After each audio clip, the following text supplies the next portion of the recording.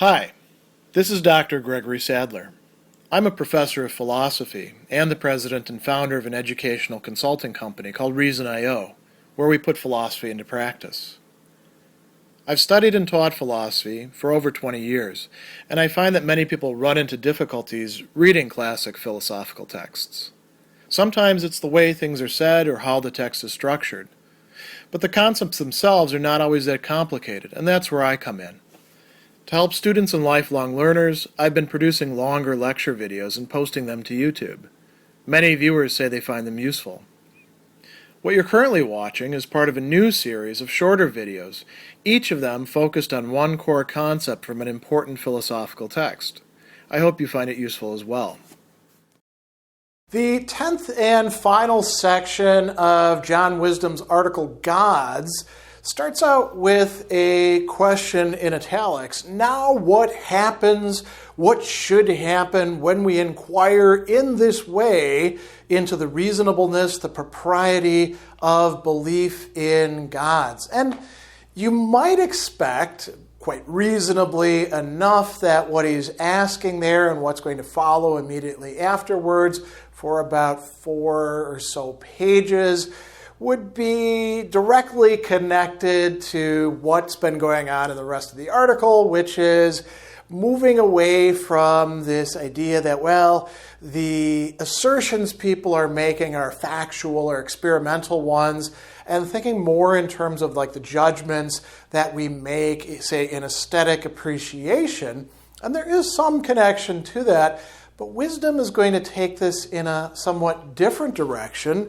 Immediately after this, he says, the answer is a double and opposite phased change. Now, that is quite a bit of jargon there. What does that mean? So double, that's clear enough, and opposite, there's two different things going on, and they're opposite to each other, but opposite phased, opposite arranged, there's an ordering to these, perhaps, and then a change. A change in what sense? Well, from the very beginning, we remarked that as he's opposing theism and atheism, the theism that he sees as viable in the present and the early 20th century is not the theism of, say, the Middle Ages or of ancient times or even of fairly close modern times where God is understood, rather anthropomorphically as being a big guy up in the heavens or anything like that. So where does he start? Well, actually, with a bit of Wordsworth, and I'm not going to read the whole bit of the poem, but he talks about feeling a presence that disturbs him with the joy of elevated thoughts. So he says, most of us know this feeling, but is it well placed, like the feeling that here is first-rate work, which we sometimes rightly have, even before we fully grasp the picture that we're looking at or the book we're reading? Or, there's another possibility, is it misplaced, like the feeling of a house that's long been empty, that somebody secretly lives there still? So he's talking about the feeling of a presence in an absence that involves haunting, right? That lingers for a while. And he says, you can be quite off base about this. And he says, the child feels that the stone tripped him when he stumbled,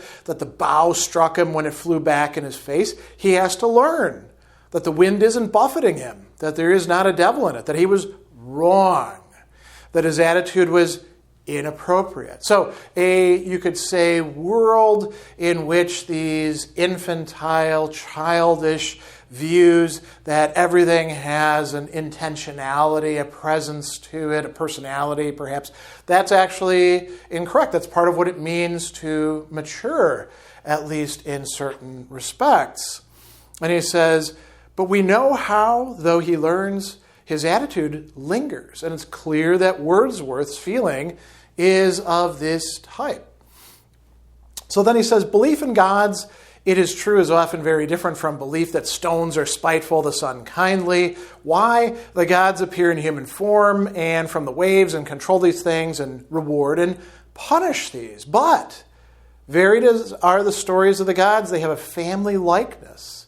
And we can recall them to feel sure of the other main sources which cooperate with animism, this view that like everything has a soul, a personality, agency, possibility of suffering to produce these. And he's going to talk about the kinds of feelings that people have typically had in relation to the gods. He says, what are our feelings when we believe in God? Feelings of awe before power, dread of the thunderbolts of Zeus, confidence in the everlasting arms, unease beneath the all-seeing eye. So we have positive and negative emotional responses. Feelings of guilt and inescapable vengeance, of smothered hate, but also of a security we can hardly do without. He says we have only to remind ourselves of these feelings in the stories of the gods and goddesses and heroes in which these feelings find expression to be reminded of something else on our own part. We don't have, engagements with Zeus or Athena, except in fables. That's not our present-day culture. But he says we can be reminded of how we felt as children to our parents and the big people of our childhood. And he brings up a passage from Proust talking to his grandmother on the phone, and he says, we end up being on our own. He says, when a man's father fails him by death or weakness, how much he needs another father, one in the heavens with whom there is no variableness nor shadow of turning.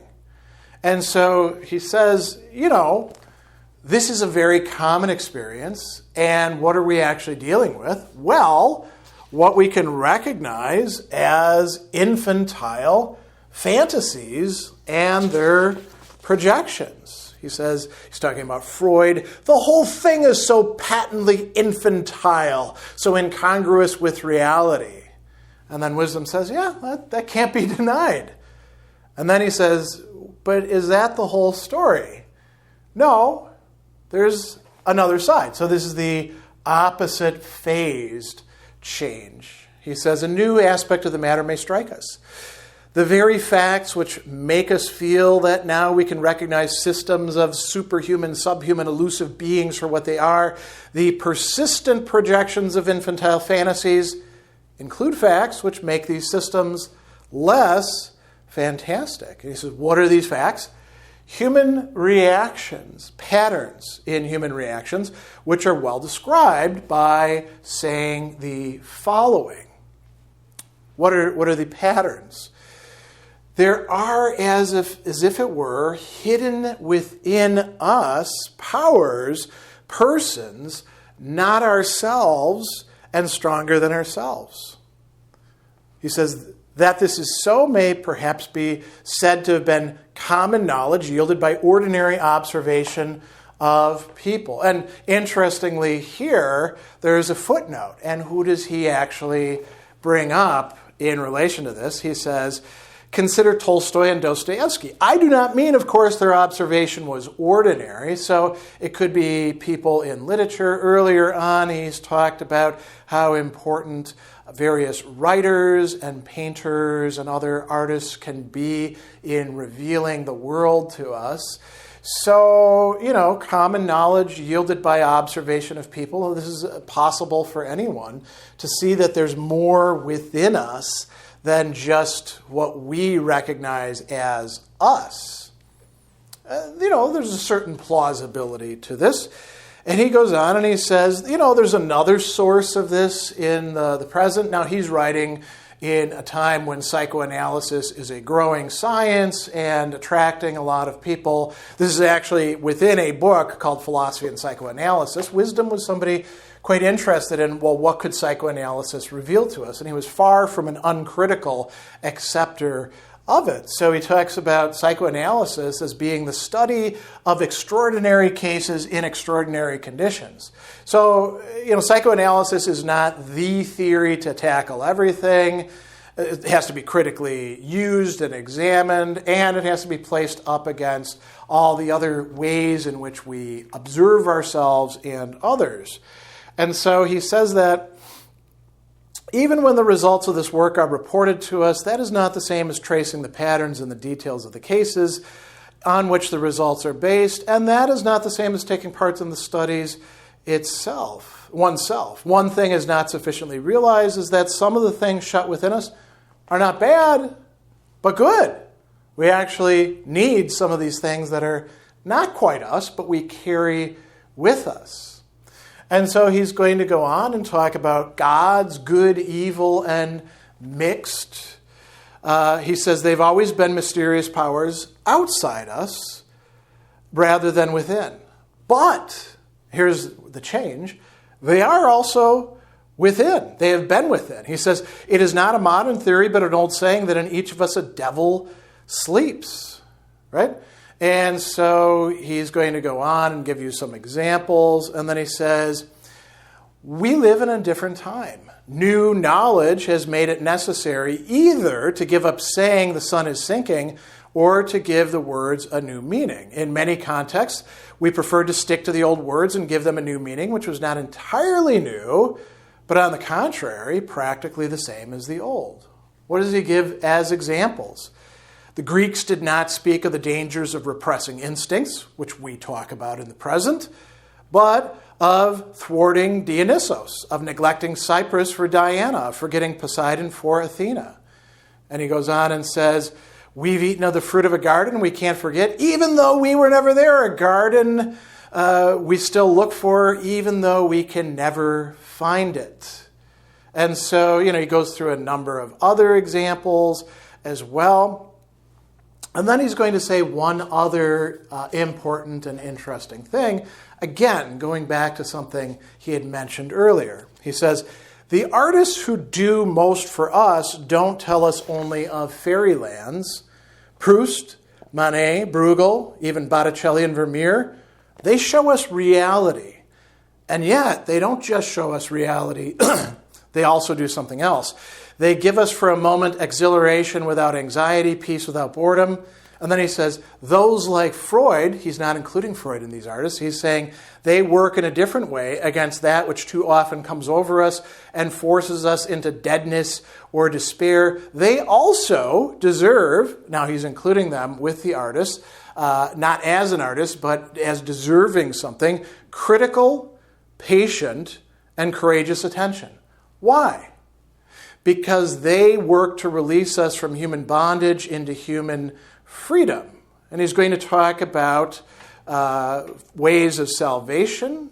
Many have tried to find this. The reports they bring back are incomplete and apt to mislead, even when they're not in words, but in music or paint. But these are by no means useless. We can find within ourselves these powers, these persons that are something more than us, that are not just infantile fantasies driven by a bunch of misplaced feelings, according to wisdom. This is a possible interpretation, and this, he thinks, is what real artistry and literature and philosophy and music and even psychoanalysis can offer to us.